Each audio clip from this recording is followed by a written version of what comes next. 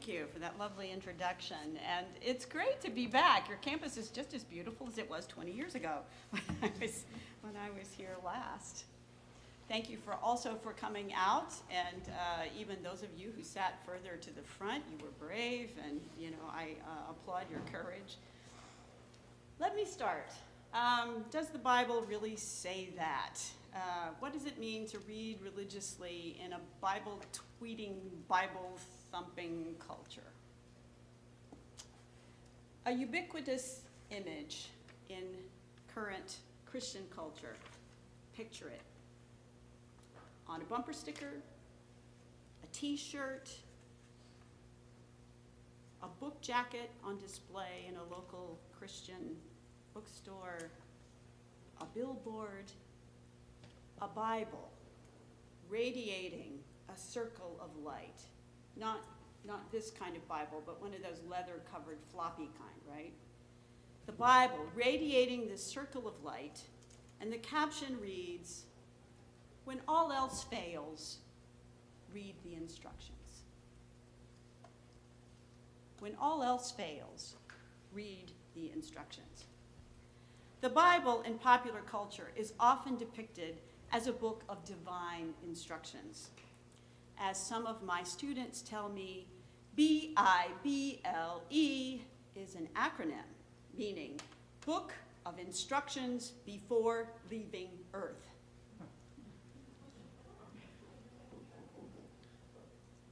I try not to laugh. Okay. Even our presidents now seem compelled to turn to the Bible for moral guidance. "This is the only handbook you need," said George W. Bush, brandishing his Bible during a speech on federal funding for faith-based charities. "This handbook is a good go-by." Addressing the violence that has spawned and been spawned by the Black Lives Matter movement, Barack Obama urged, "Let us love, not with words or speech, but with actions and in truth." Now, he cited the Gospel of John, but he was actually quoting the first letter of John. And our current president, Donald Trump, has insisted the Bible is his favorite book. His favorite verse? Well, there are so many, he hedges evasively. But an eye for an eye, he finally claims, is the biblical instruction that can make America great again. Now, consider this. A recent article in Christianity Today asserts that of the 200 billion messages sent on Twitter last year, 40 million featured Bible verses. 40 million. Snippets of wisdom, pithy admonitions, curt judgments, bits of the Bible charging through virtual space in response to some question, proposition, or situation. But apparently, nearly half of these Bible tweets were generated by bots, programs designed to auto-create tweets. In other words, Bible spam accounts, tasked with nothing but tweeting Bible verses continuously, working on the assumption that biblical quotes need no context, are universally applicable for any occasion, and require no interpretation. Some defenders argue that because it is God's word, even the random scattering of its seed is bound to take root and do good things.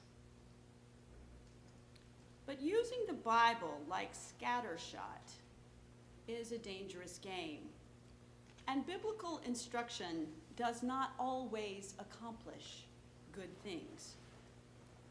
Understood and used simply as a book of instructions, the Bible, at least in United States cultures, has had a reputation of hitting the harder stuff, but not without a fair number of casualties. It has provided the justification for the conquest and colonization of indigenous lands, for capital punishment, that eye for an eye thing, for denying women the right to vote, for supporting slavery in the antebellum South, and for promoting racial segregation in the 19th and 20th centuries. And as we know, the Bible has had an integral role to play in debates over LGBTQ plus rights, women's reproductive and health care rights, and the fine lines between religious freedom and religious discrimination. When the Bible enters the political fray, it brings for some unassailable authority. For others, it brings wounds. For those battered by the Bible, often the only recourse is to counter the Bible with the Bible, or at least with a more critical understanding of the Bible's literature and history. And here's a case in point. In June of 2015, when the Supreme Court issued its ruling that the Constitution of the United States guarantees the right to same-sex marriage, there was a dramatic surge of Bible-related searches on the internet. In the first 24 hours following the announcement, there were 178,000 Bible-related tweets, approximately 30% of which cited biblical passages commonly used to debate same-sex marriage.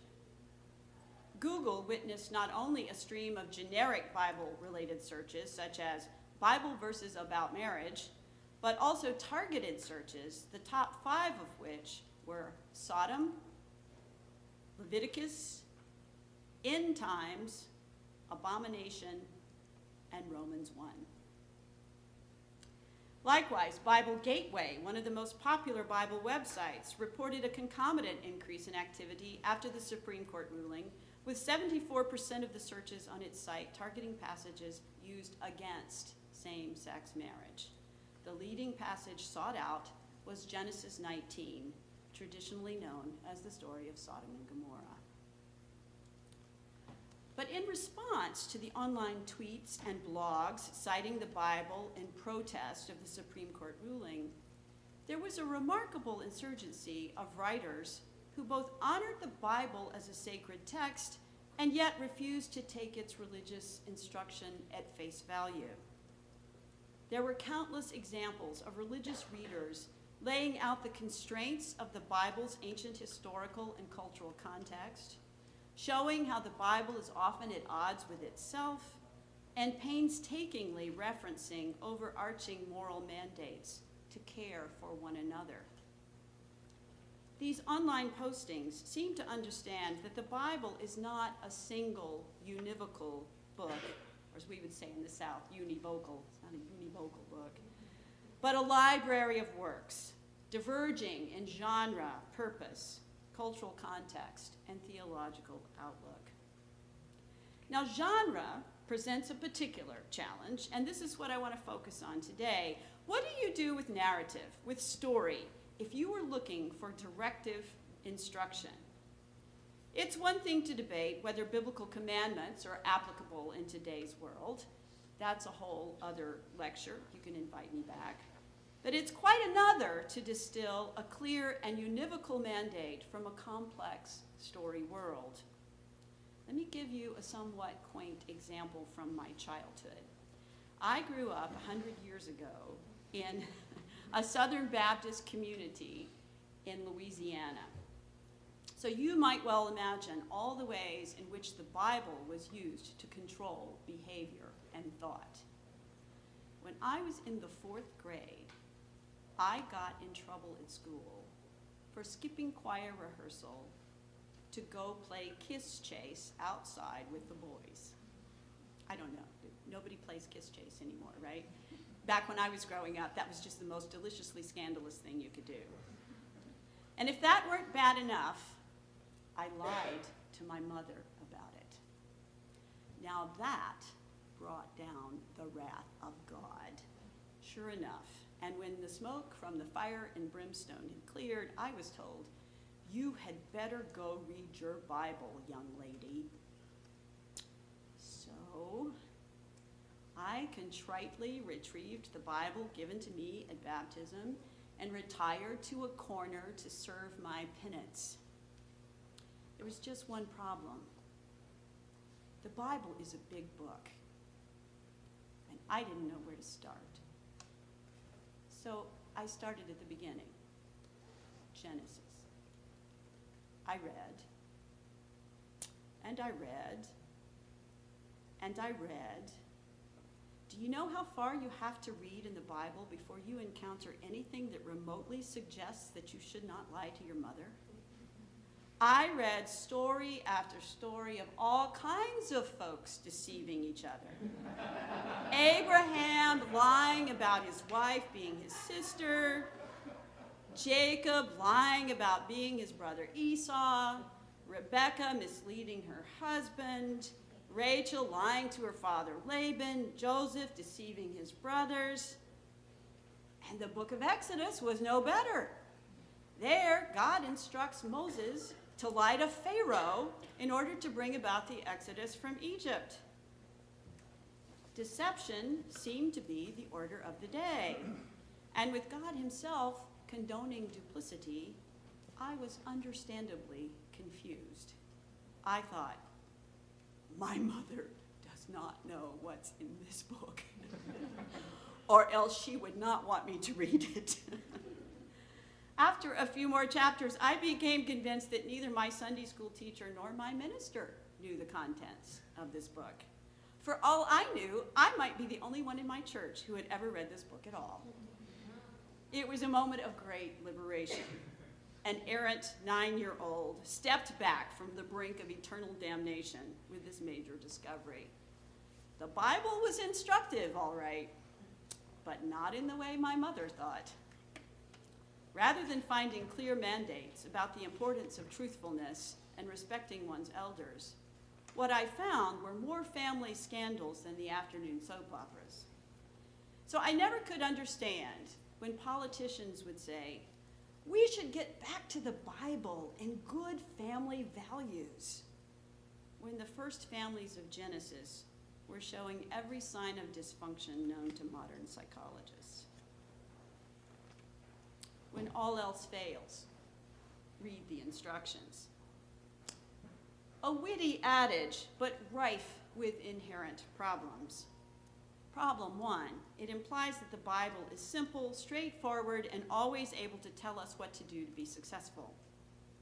Well, I hope my story made the point. There's a fallacy here.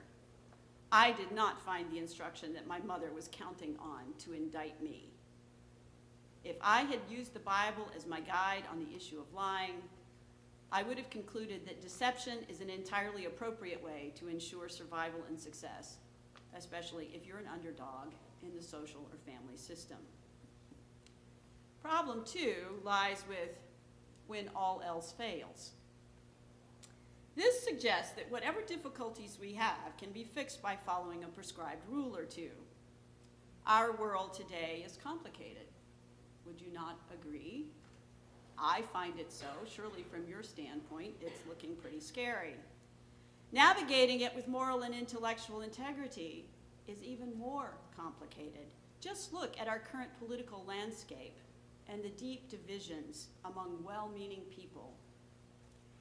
But whether we're talking about politics or economics, cultural diversity, national security, climate change, healthcare, the refugee crisis, or the rampant violence that is creating it, the list could just go on and on. We cannot manage all the failures of our society by simply reading the instructions. Despite our wishful thinking, life cannot be reduced to a religious cliche. So what to do?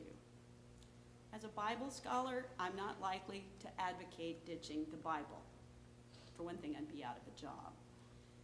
While the Bible might not provide all the answers we seek, it's far too important and powerful a book to leave it in the hands of a select few.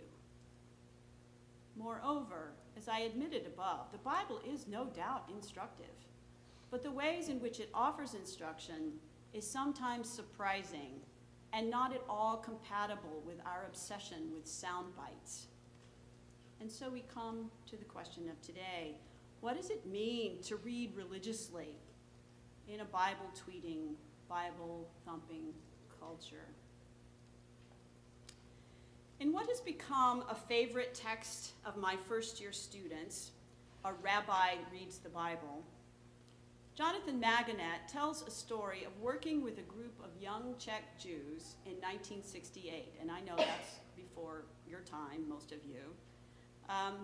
These Czech Jews were attending a conference near Edinburgh when the Russians overtook the city of Prague, turning these kids into instant refugees.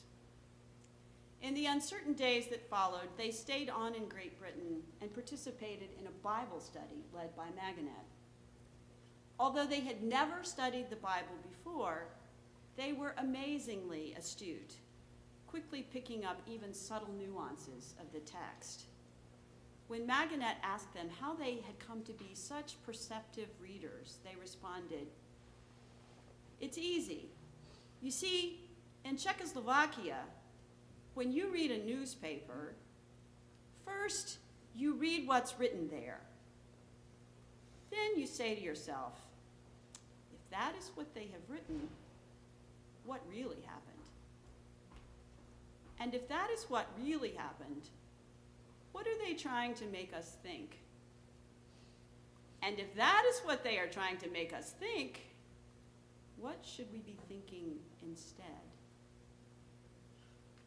You learn to read between the lines and behind the lines. You learn to read a newspaper as if your life depended upon understanding it, because it does. Maganat goes on to suggest, sometimes the same applies to the Bible. Sometimes we just have to learn how to read. The young Czech Jews may not have been particularly religious readers, but they knew something about reading religiously, reading closely, reading with a sense of urgency, with attention to matters of life and death. They were not complacent readers. Neither were they naive. As secular Jews, they had no illusions about the character of God in the Bible. They understood that biblical depictions of God are often constructed in ways that respond to communal quandaries and crises, and even ways that support particular religious, political, and social agendas. Reading religiously means asking, why are we being told this story as opposed to some other?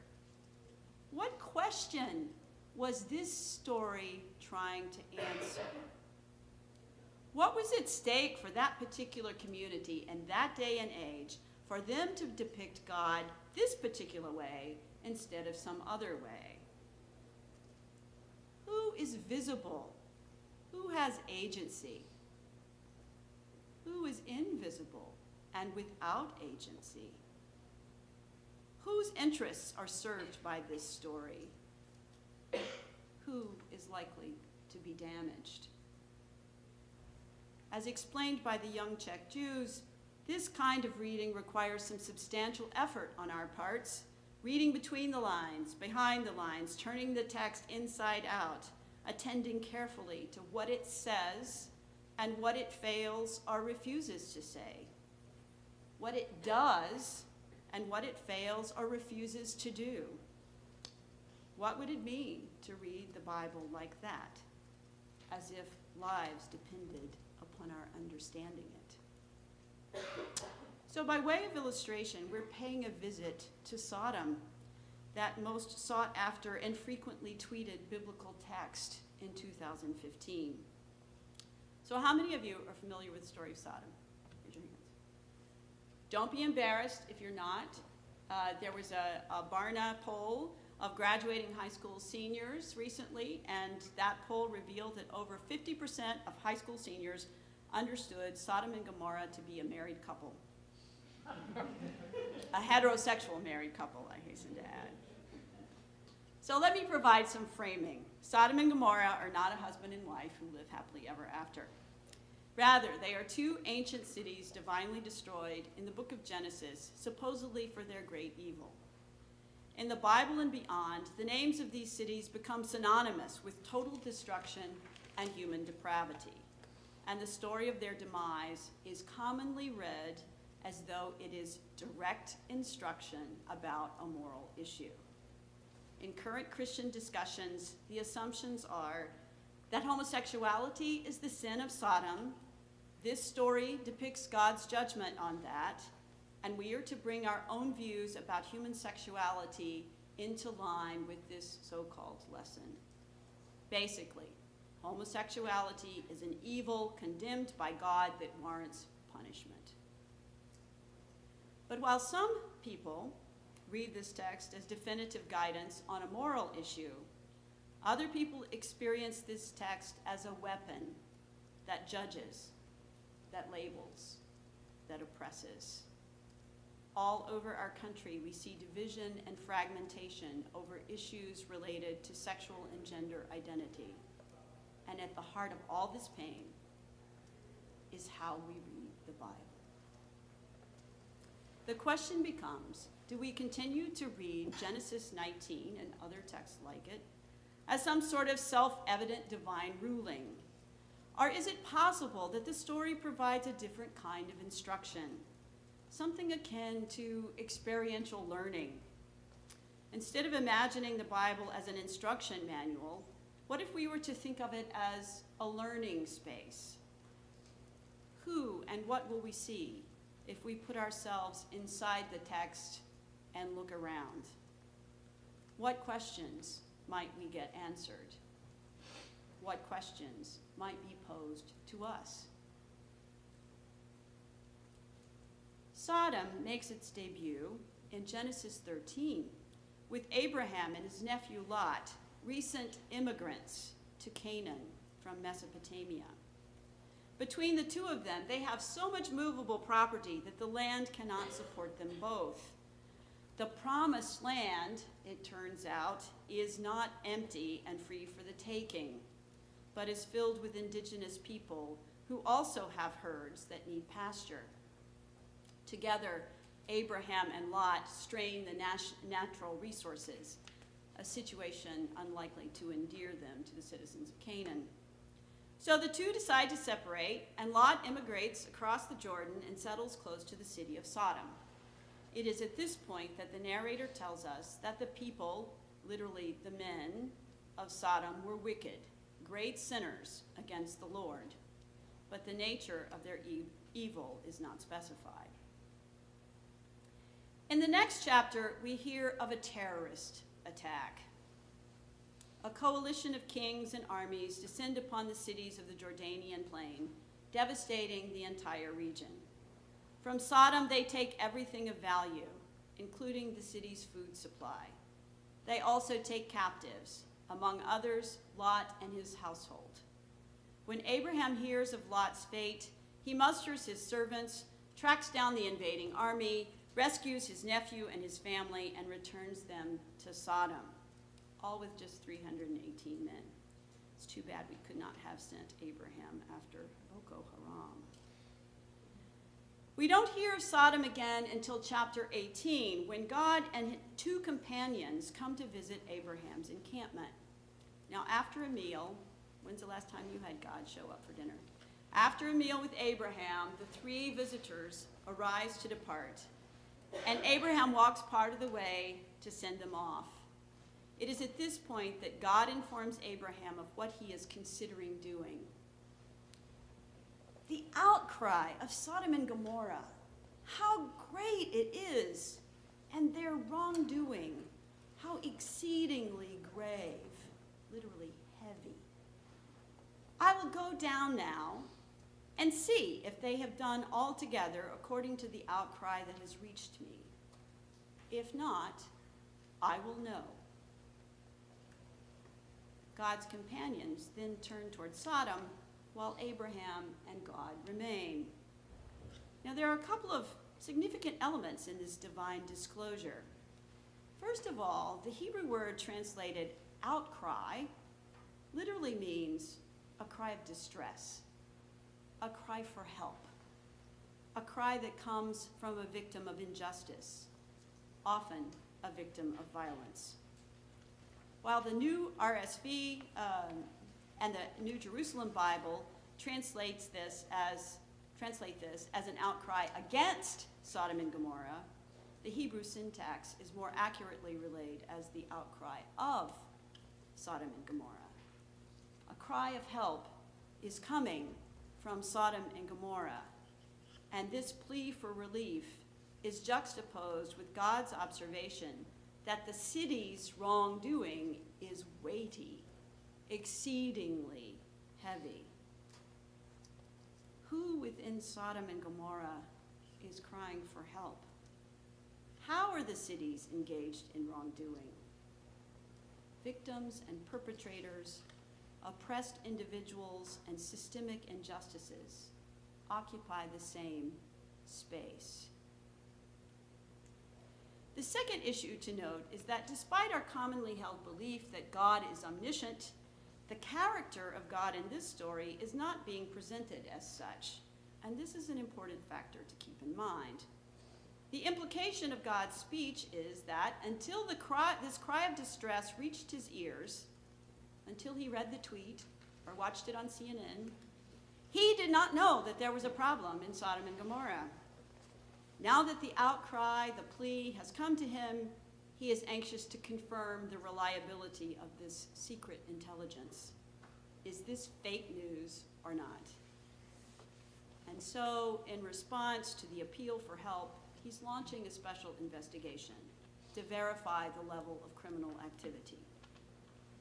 Note, too, that just as the character of God is not omniscient, neither is he omnipresent. This God cannot be everywhere at once. Hence, he must send his emissaries to do reconnaissance. When God informs Abraham of this quandary regarding the city of Sodom, what follows is somewhat like a confirmation hearing for a nominee to the Supreme Court, the ultimate Supreme Court, you might say. But unlike Judge Gorsuch, God seems to tip his hand on how he might handle the case. Sensing that God might rule against Sodom without considering the consequences, Abraham launches a legal debate.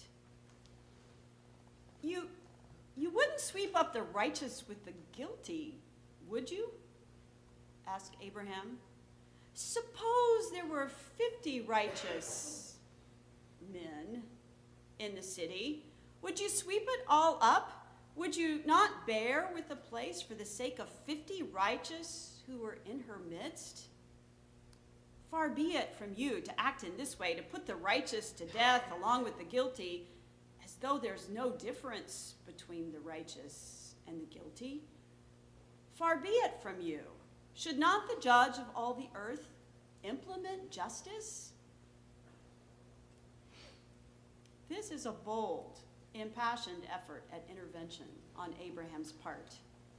His argumentative attempt to hold God accountable will become a model for prayer in rabbinic Judaism. Today, it also offers to us a model of reading religiously. For despite the fact that God has not come right out and said that he's contemplating destruction, Abraham reads between the lines, realizes that there are lives at stake, and points out the ethical short-sightedness in God's plan. And the conversation doesn't end here. Abraham continues to press God. When God concedes to the plea for the 50 righteous, Abraham talks him down to 45, then 40, 30, 20, and finally 10. This interchange and the assumption that God is omniscient have typically led readers to conclude that in the end, there simply were not 10 righteous people to be found in the city. An omniscient God surely knows that there are not 10 righteous people in Sodom, and since readers naturally believe that God is a God of justice and treats individuals fairly, they assume that the biblical God would surely only destroy an entire city if all the inhabitants were guilty. In other words, so the argument goes, this is not a real dialogue.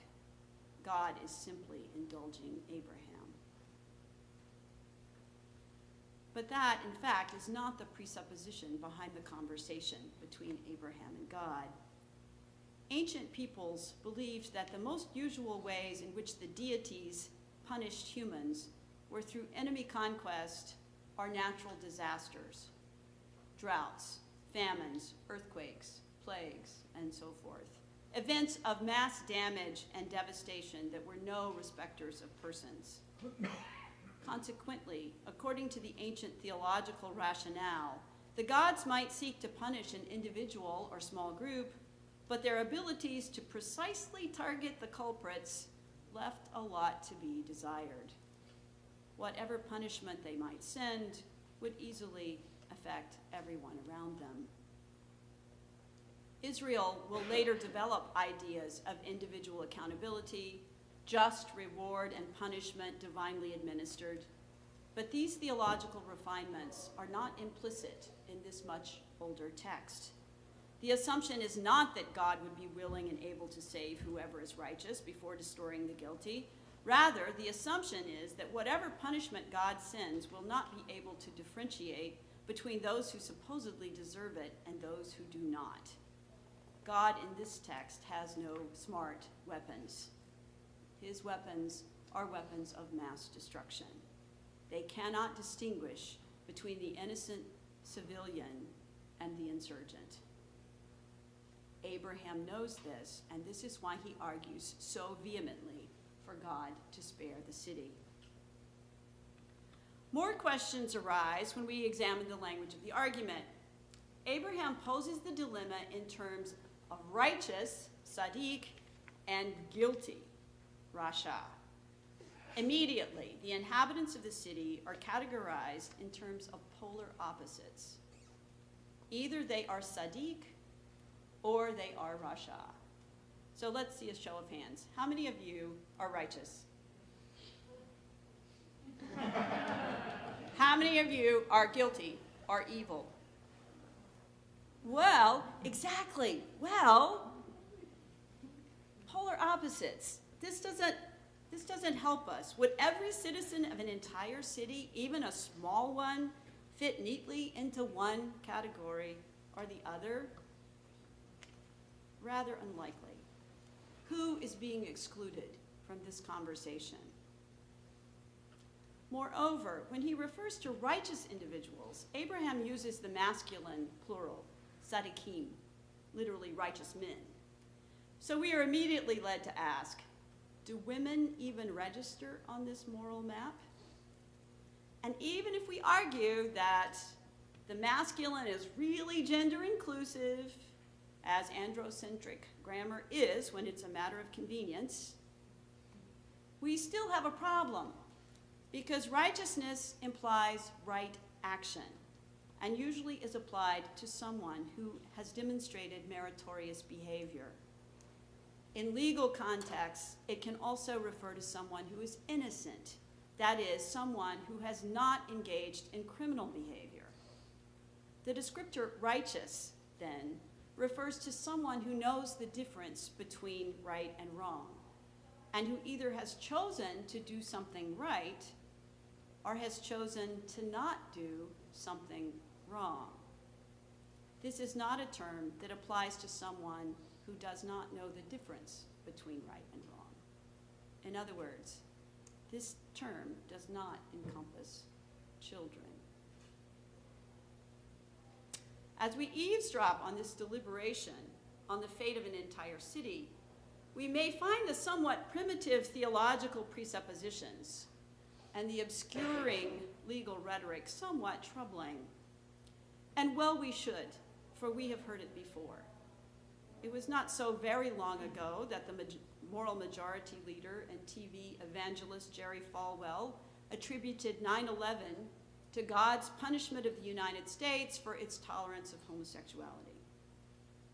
In a similar logic, a representative from my home state of Louisiana claimed that Hurricane Katrina was God's effort to do what the New Orleans police force had been unable to do, namely purge the city of its riffraff. And some of you may now be thinking, reflecting on blanket statements made in last year's presidential campaign about places like the south side of Chicago, or about particular groups of people, Mexicans, Muslims, deplorables who supported Donald Trump. This text is also starting to bear an uncanny resemblance to current debates over our own military tactics.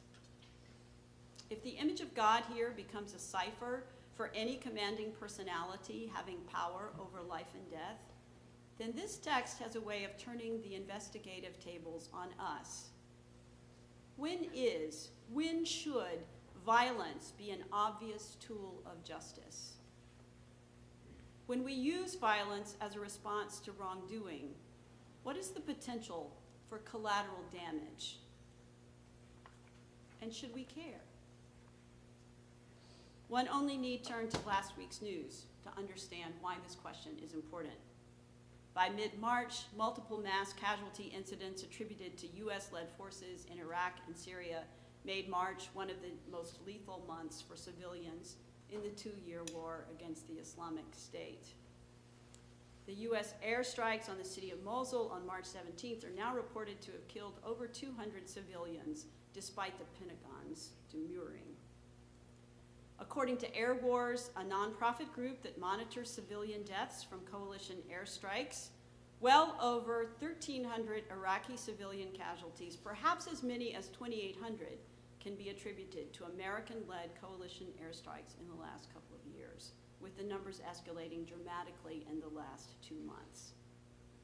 Several news reports have indicated that the Trump administration is attempting to dismantle or bypass the strategic constraints meant to prevent civilian deaths observed during the Obama administration. At the very least, they are decentralizing the chain of command, so fewer decisions by field commanders have to be vetted by any principal authority. In Syria, where an estimated 55,000 children have already been killed in the Syrian conflict, and in Somalia, US airstrikes are now reported to be striking businesses, schools, hospitals, and even mosques. It seems that our president is holding true to his December 2015 campaign promise to, quote, bomb the shit out of ISIS. Who is obscured by this kind of bravado? Women and children in the city of Sodom. So difficult to see them from a distant military command post or a campaign trail, and so inconvenient when trying to map the world with a binary of good and evil.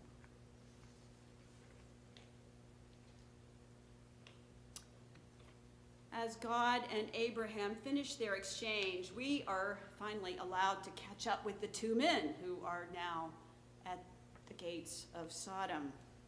This is for the first time they are called messengers or angels.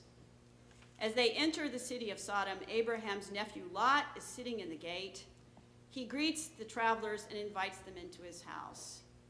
At first, they demur, saying that they will spend the night in the city square. But Lot insists, and they follow him home.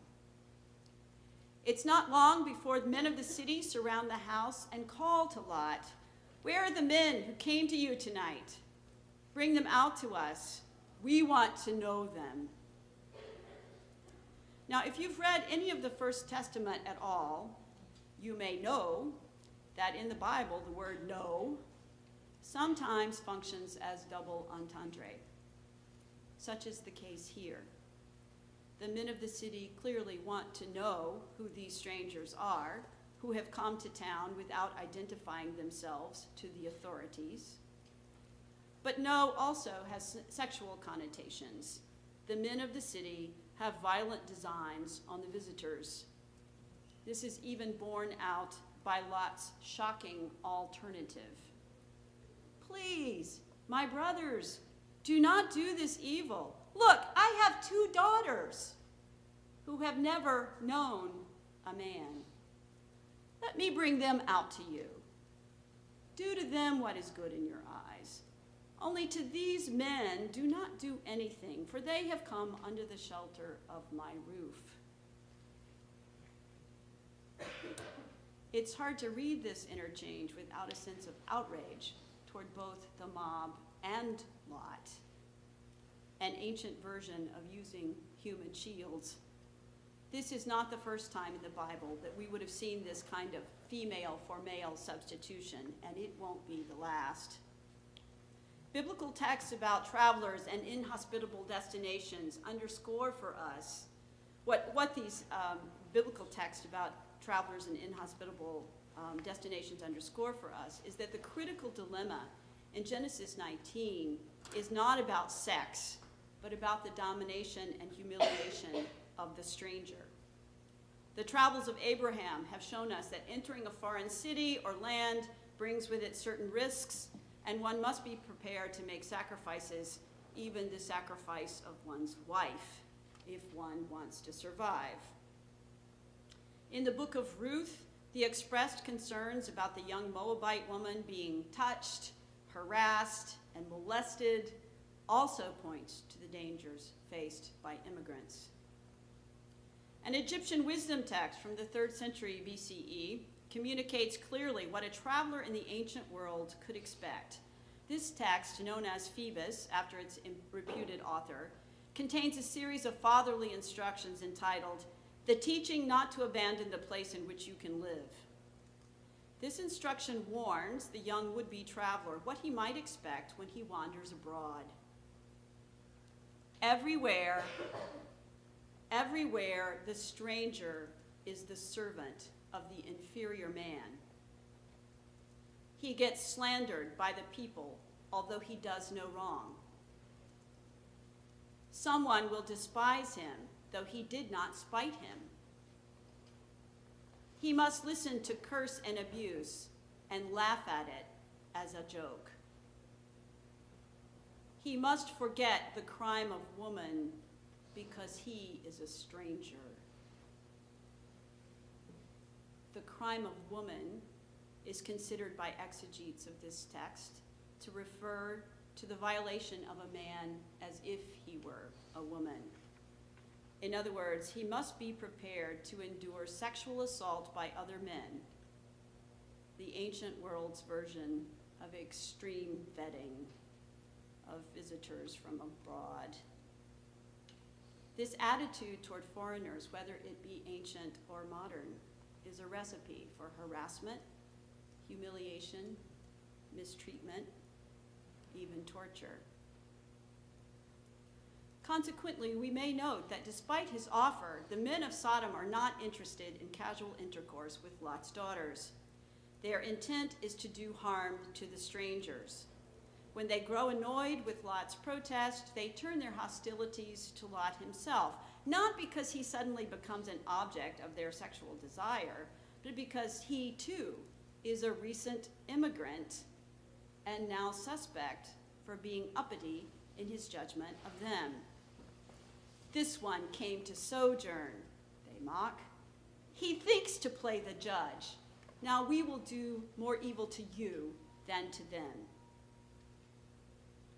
On the verge of becoming the subject of assault and humiliation himself, Lot is, just in the nick of time, pulled into safety by the intervening angels. While the traditional depiction of Sodom is a city comprised entirely of crazed gay men lusting after beautiful visitors, we are starting to see a more complicated scenario. Not only do women and children emerge onto the scene, but when we piece together the rest of Sodom's story, we begin to relate to Sodom's sense of insecurity. Were they not recently attacked? Is it any wonder that the citizens of Sodom are suspicious of strangers, that they have developed their own peculiar version of a Patriot Act? Homeland security has been breached. What are these strangers doing here? Wouldn't we want to know what they're up to? And to what lengths would we go to find out? The angels, understandably incensed at their treatment by the men of Sodom, call down destruction upon the city. They do not consult headquarters. They abort their investigation into the cry for help. The others oppressed in Sodom are never located. The angels rush Lot and his family out of the city. As field commanders, the angels call in the airstrikes, and the rest is fire and brimstone. But Sodom's devastation in Genesis was not the end of its literary, moral, theological, or political career. While Sodom did evolve to symbolize the condemnation of same-sex relationships in post-biblical Christian writings, there is little in the Bible itself to support that interpretive trajectory. In other biblical allusions, Sodom became the byword for total destruction. That's the case in the book of Isaiah. Its evildoers were branded adulterers, swindlers, and corrupt officials, according to Jeremiah. Its sins were identified as arrogance, as having an excess of food and prosperity while refusing to help the poor and needy, according to Ezekiel. As refusing to welcome strangers, Matthew and Luke. And as sexual abuse perpetrated by religious leaders, 2 Peter and Jude. Post-biblical Jewish interpretation, reading between the lines and behind the lines, followed similar lines of thinking. Remember the outcry, the cry for help that is never actually unearthed in the biblical text? The Bereshith Rabbah explains that the outcry that comes up to God in the beginning of our story was the cry of a young girl who had been executed in the city of Sodom. Sodom, like the United States, must have had laws on the books that allowed them to execute children. The girl's crime? Giving a jar of flour to another child whose family was in dire straits. Another version of the story identifies the outcry coming from Lot's own daughter, who is given the name Paltit. She's executed for feeding a homeless man. Allegedly, the laws of Sodom did not simply protect the rich, they were designed to injure the poor. The poorer a man was, the more days he was conscripted to labor for the city. Hence, he could never have the means to escape the cycle of poverty. According to Jewish legend, Sodom was built in a territory so rich in natural resources that it was compared to the Garden of God. The natural abundance of its surroundings was a source of enviable prosperity. Its streets were said to be paved with gold. Its residents were so protective of their wealth, they did everything they could to dissuade strangers from entering the city. And if wayfarers did find their way in, the men of Sodom would rape and rob them, leaving them physically debilitated and too economically destitute to escape. Eventually, Sodom's citizens build a wall around their homes and possessions, and they flood all the highways leading to their city so that no travelers could enter. So President Trump's wall has an ominous precursor. Perhaps Sodom's many Jewish visitors over the years have something to teach us about reading religiously. They have read between the lines and behind the lines, attempting to uncover the lives at stake in this story world. They have found themselves and their community's problems inside these city gates, exposing a complicated place. Home to those who want to protect their community, those who want to hoard their wealth, those who want to monopolize and squander natural resources, those who shut their borders to wayfarers, those who are suspicious of and hostile toward difference, those who delight in being vigilantes, as well as those who cry for help, who offer hospitality, who mediate opposing parties, who sacrifice their children for the sake of principles, who live in fear for their lives and for their families, and who are at the mercy of powers that can wipe them off the face of the earth. Sodom. It turns out to be a remarkably unwieldy cudgel with which to castigate same-sex relationships. It has a way of not staying in the past and not staying on the page. Sodom, it seems, is starting to look a lot like home. And as for reading religiously, it is not for the faint of heart. As we would say in the South, it ain't for sissies.